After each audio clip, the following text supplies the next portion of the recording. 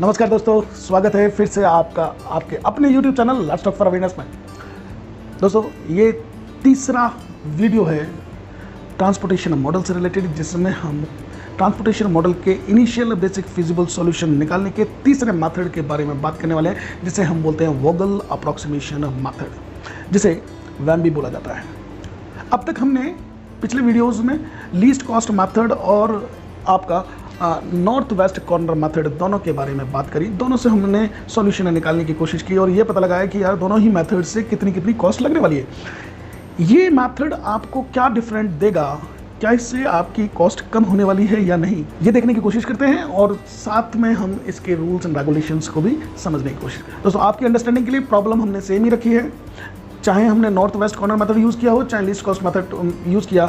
आज हम वैम में भी सेम प्रॉब्लम को यूज़ करने वाले हैं और कॉस्ट को कंपेयर करके देखेंगे। तो बिना देरी किए चलते हैं, ये मेथड कैसे सॉल्व होगा। दोस्तों, प्रॉब्लम वही है, different factories location with different suppliers having a different cost structures per unit. सारी दे रखी है, there is a demand and supply है, क्योंकि दोनों अनबैलेंस था, हमने बैलेंस बनाने की कोशिश की और हमने उसमें डमी क्रिएट कर दी थी। ये सेम प्रॉब्लम हम ले रहे हैं। अब वोगल में कैसे सॉल्व किया जाएगा? बेसिकली लीस्ट कॉस्ट मेथड और इसमें केवल डिफरेंस इतना है कि यदि आपकी डिमांड फुलफिल नहीं हो पा रही है तो अगली डिमांड के लिए आप उस सप्लायर को ढूंढ रहे हो जो आपको उससे थोड़ा सा महंगा दे रहा है। जो महंगा दे रहा है that is a penalty for you. Suppose मैं कहीं से 500 यूनिट मंगा रहा हूँ 5 रुपये के हिसाब से और मुझे 800 यूनिट की ज़रूरत है, तो अब 500 यूनिट तो 5 रुपये से मिल जाएगी मुझे 2500 रुपये में, पर बाकी की बची हुई 300 यूनिट के लिए शायद मुझे 2 रुपये पर एक्स्ट्रा देने पड़ रहे हैं, मुझे वो 7 रुपये की पड़ रही है। This 2 rupees is known as penalty. तो वोगल मेथड पेनल्टी कॉन्सेप्ट को कंसिडर करता है और उस पर वर्कआउट करता है। तो हम कैसे करेंगे दोस्तों?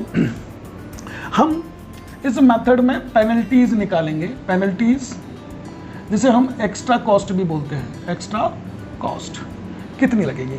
सिमिलरली पेनल्टीज आपकी यहां भी निकलेगी। अब करना क्या है इस मेथड में?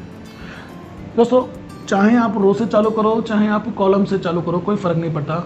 आप जिस रो में, इसे हम रो डिफरेंसेस भी बोलते हैं, रो डिफरेंस, और इसे कॉलम डिफरेंस। करने वाले क्या है, हम हर रो को लेंगे और उसमें सबसे छोटा कॉस्ट वाला एलिमेंट ढूंढेंगे और उससे बड़े वाले एलिमेंट के साथ में उसे कंपेयर करेंगे। छोटा और उससे नेक्स्ट बड़ा, दोनों के बीच में क्या डिफरेंस है, वो डिफरेंस हम यहाँ लिखने वाले हैं। हर रो के सामने लिखेंगे, हर कॉलम के सामने लिखेंगे, and this procedure is going to be done again and again. Trial and run पे करने वाले हैं, उससे हम सॉल्यूशन निकालेंगे। तो जैसे अब मैं बात करता हूँ, इस रो में सबसे छोटा है 2 और उससे जस्ट बड़ा कौन सा है 3, दोनों के बीच में अंतर कितना है 1। I am just placing 1 here, मुझे 1 यहाँ लिख देना है। सिमिलरली इस वाली रो में आपका सबसे छोटा 3 और उससे बड़ा है 4, दोनों का डिफरेंस 1। 3 और 6, दोनों का डिफरेंस 3। फिर 4 और 5, दोनों का डिफरेंस 1। 0 और 0 डिफरेंस कितना है 0। मैं वैसे ही जैसे हमने रो में किया वैसे कॉलम में करने वाले हैं। सबसे छोटा है 0 और उससे बड़ा है 4, तो कितना है डिफरेंस 4। इधर 0 और 3, 0 और 2, 0 और 3।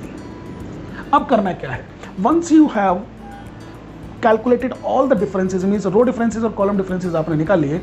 अब फॉर मोस्ट इंपॉर्टेंट रूल इस मेथड का कि भाई साहब जितने भी रो डिफरेंसेज और कॉलम डिफरेंसेज हैं, इनमें से सबसे मैक्सिमम डिफरेंस निकालो कहाँ है। तो मैक्सिमम डिफरेंस की जब हम बात कर रहे हैं, 4 3 2 3 0 1 3 1 1, तो मैक्सिमम का निकला सर 4। जिस रो या कॉलम में मैक्सिमम डिफरेंस आ रहा है उसके सामने वाली रो या कॉलम में ही आप क्या करोगे, अलॉटमेंट दोगे।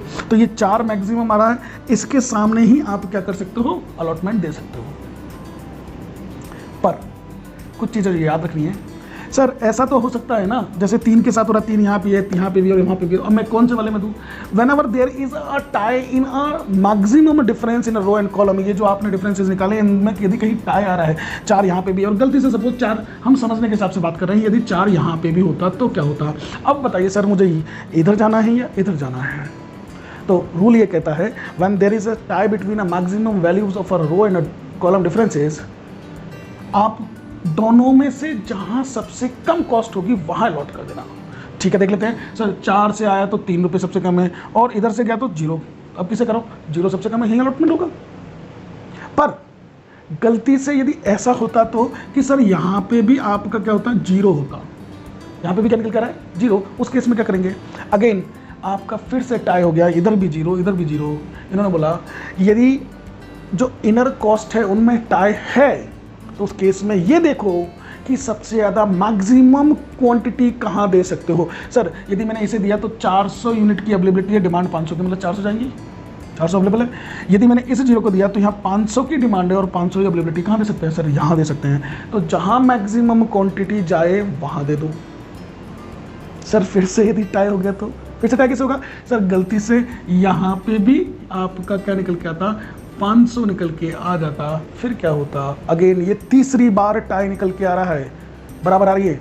यदि तीसरी बार ऐसा हो रहा है दोस्तों तो उस केस में कोई फर्क नहीं पड़ रहा, अब दोनों में से कहीं पे भी दे दो। Arbitrary, you can randomly, you can assign और एलोकेट वैल्यू, कहीं पे भी कर सकते हैं। रूल हमारा क्या बोलता है अलॉटमेंट का, in the case of a Vogel method, simple सा, just calculate the row differences and the column differences, select the maximum of those row and column differences. If there is a tie between differences, go with a least cost. आप least cost जाइए matrix में, और least cost में भी यदि आपका क्या होता है, टाई होता है, तो go with the maximum quantity which you can allocate. और मैक्सिमम क्वांटिटी में भी यदि आपका टाई होता है तो उस केस में randomly you can assign anywhere. This is a rule, इसे आपको ध्यान रखना है। फिलहाल हम करना चालू करते हैं। सर मैक्सिमम डिफरेंस कहाँ है, 4।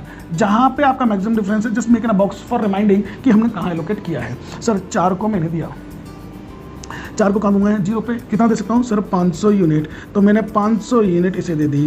बाकी का रूल वैसे ही लगेगा जैसे हम चाहे नॉर्थ वेस्ट कॉर्नर हो चाहे ईस्ट कॉस्ट मैंने जिसमें कर रहे थे। जैसे ही 0 हुआ क्या कर दोगे सर, इसको शेडेड किया और इसको भी शेडेड किया। अब मैट्रिक्स कितनी बची, ये वाला हिस्सा।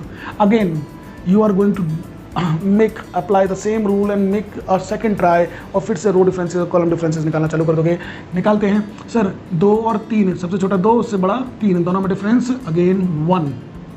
ठीक है, जहां आपका 0 हो गया है वहां आप अगली बार तो असाइन करोगे नहीं, तो you can make a dash there, यहाँ डैश कर सकते हो क्योंकि यहाँ ऑलरेडी 0 हो गया है। सेकेंड वाले में 3 और 4 1 का डिफरेंस, 3 और 6 3 का डिफरेंस, 4 और 5 1 का डिफरेंस। इस वाले में करोगे नहीं क्योंकि डैश लगा दिया है आपने, रिस्ट्रिक्टेड हो गया अब तो, क्योंकि इसमें अलॉटमेंट नहीं हो सकता। 3 और 4 का डिफरेंस 1, 2 और 3 का डिफरेंस 1, 3 और 4 का डिफरेंस 1। अगेन फिर से वही मैक्सिमम ढूंढो सर, इधर 1 1 1, इधर 1 1 3 1, तो मैक्सिमम क्या निकला 3, हम 3 पे करेंगे।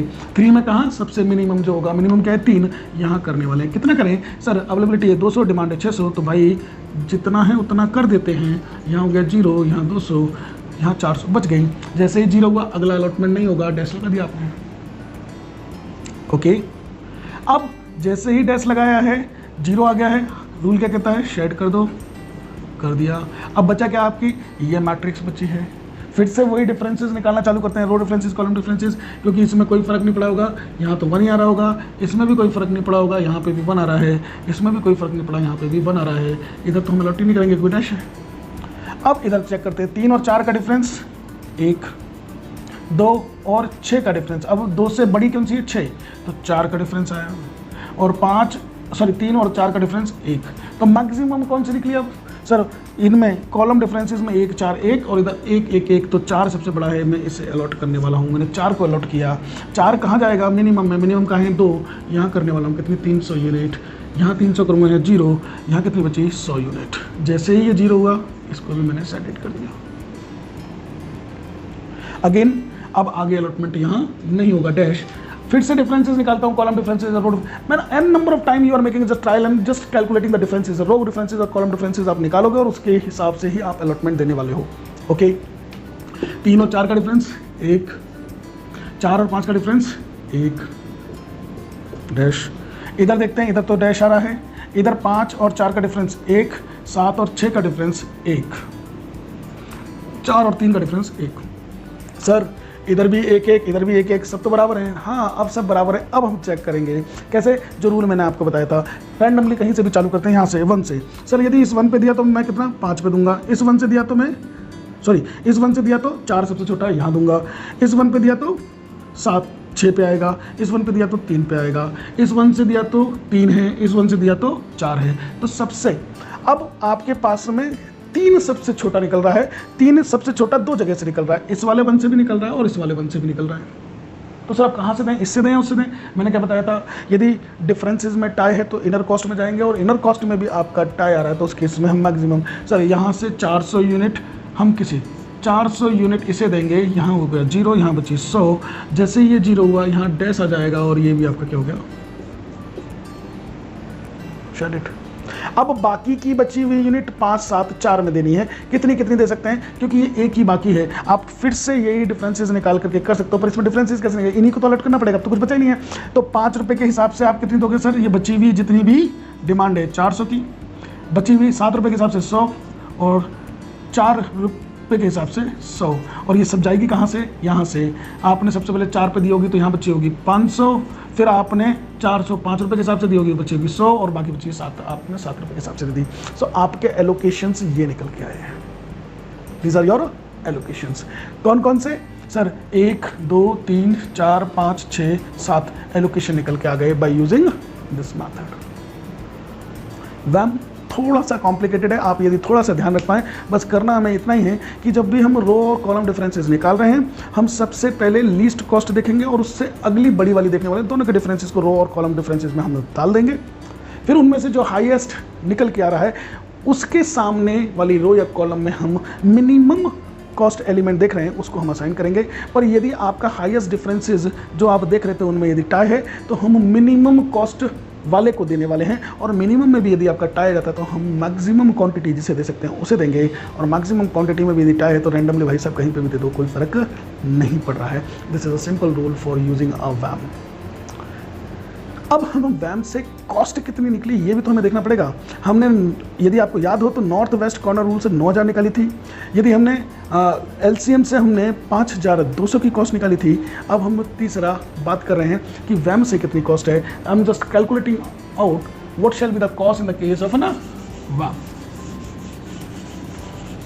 तो दोस्तों वही हम सप्लायर्स लेते हैं, इधर फैक्ट्री एंड इधर कॉस्ट। तो भाई साहब सप्लायर 1 S1 किसको देगा, सी फैक्ट्री को दे रहा है 2 रुपये के हिसाब से 300 unit equal to 600। Supplier 2 D को दे रहा है 3 रुपये के हिसाब से 400 यूनिट 1200 रुपये। सप्लायर 3 आपको सी को दे रहा है 3 रुपये के हिसाब से 200 यूनिट इजिकल टू 600। S4 आप किसको दे रहा है, S4 दे रहा है बी को 5 रुपये इंटू 400, सी को दे रहा है 7 इंटू 100, और डी को दे रहा है 4 इंटू 100। डमी दे रहा है ए को 0 इंटू 500। ये आपकी कॉस्टिंग निकल के आई है। इसका टोटल कर लेते हैं 2700, 400 और 0। टोटल करते हैं 600 प्लस 1200 1800 प्लस 600 2400 प्लस 2000 4400 प्लस 4800 और 4800 प्लस 700 5500 55। दोस्तों जब हमने नॉर्थ वेस्ट कॉर्नर मेथड से निकाला था तो हमारी कॉस्ट निकली थी 9000। जब हमने एलसीएम मेथड का यूज़ किया तो हमारी कॉस्ट निकली 5800। जब हमने वैम मेथड का यूज़ किया तो हमारी कॉस्ट निकल के आई 5500। तीनों ही मेथड में सबसे बेस्ट मेथड, रिलायबल मेथड जो है वो आपका वैम। ये आपकी कॉस्ट को तो कंसिडर करता है, पर नेक्स्ट सप्लाई और डिमांड में यदि कोई कमी होती है तो कितना एक्स्ट्रा पे करना है इसको भी कंसिडर करता है, जिसकी वजह से आपकी कॉस्ट मिनिमम साइड में होती है। दोस्तों आशा करता हूँ कि आपको ये मेथड समझ में आया होगा। आपको इस मेथड से रिलेटेड यदि कोई भी डाउट है तो प्लीज़ आप कमेंट करके डाउट क्लियर करें। मैं आपके कमेंट्स का इंतज़ार करूँगा। आपके कमेंट मुझे मोटिवेट करते हैं कि मैं इसी तरह के वीडियोज़ आपके सामने लाता रहूँगा। दोस्तों अब हमने तीनों मेथड देख लिए हैं डिफरेंट वीडियोज़ में। आपको यदि किसी मेथड से रिलेटेड प्रॉब्लम है तो उसकी लिंक मैंने ऊपर दे रखी है, आप लिंक को यूज़ करके देख सकते हैं। दोस्तों अब हम ये देखेंगे कि once you get a initial basic feasible solution, क्या ये इनिशियल बेसिक फिजिबल सॉल्यूशन है? हाँ, ये इनिशियल सॉल्यूशन है, पर ये आपका यूनिक और ऑप्टिमल सॉल्यूशन है ये ज़रूरी नहीं है। तो किसी चीज़ का ऑप्टिमल और यूनिक बनाने के लिए हमें एक टेस्ट करना पड़ेगा जिसे हम बोलते हैं ऑप्टिमलिटी टेस्ट, और जिसे मूडी टेस्ट भी कहा जाता है। दोस्तों मूडी टेस्ट कैसे यूज़ करते हैं ये हम अगले वीडियो में देखेंगे। प्लीज़ उस वीडियो को देखना ज़्यादा ज़रूरी है, क्योंकि इस ट्रांसपोर्टेशन मॉडल की यदि जान है तो उस मोदी टेस्ट में है। तो मोदी टेस्ट के लिए अगला वीडियो जरूर देखें। थैंक यू, फिर मिलते हैं अगले वीडियो में। नमस्कार।